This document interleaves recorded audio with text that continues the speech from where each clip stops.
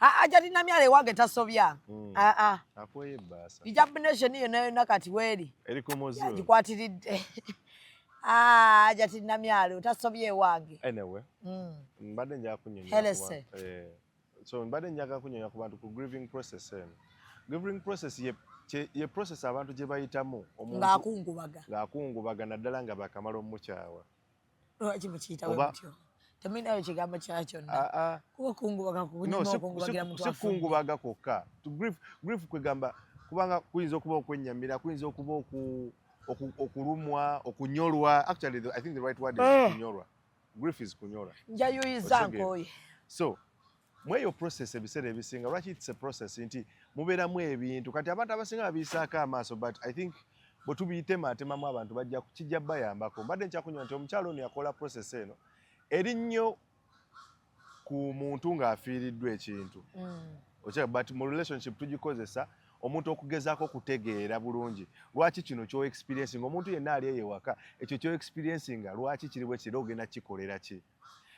gundi esooka bagiyita dinaayo ebiseera ebisinga tukkirize tugaane omuntu yenna oli ne bw'aba asanze mukyala we n'omuntu bwadde ewaka nga bamaze okutya asooka kugamba ndabika nalabye bubi osegeera ekyawizo tyosanga webale nnyo yabadde agezaako paakinga nga tamulaba okategedde olaba kiringa bw'olaba ono omuntu n'asanga messages obadde n'omusajja emyaka 10 noddamu nowetegereza n'osanga nga nozikuba screenshot nozeweereza nozisoma emirundi n'emirundi tekisoboka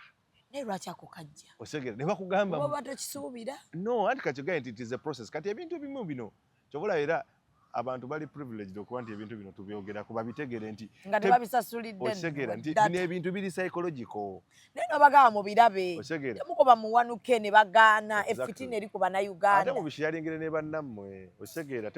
bw'olaba ndeka kunyumira sharingirako banno nawo bino ebintu biri psychological nti mu nature y'omuntu tuine obwongo bwaffe n'emibiri gyaffe gina engeri gye gipasivingamu information osegera nti bwe bakugamba ekintu osooka kikutomera osegera because omuntu asooka n'afuna shock eyo kati bw'amala okufuna shock eyo dinayo nesettinga tekisoboka si abudo owange si shamima owange osegera ayina omuntu omulala gw'ayita bebi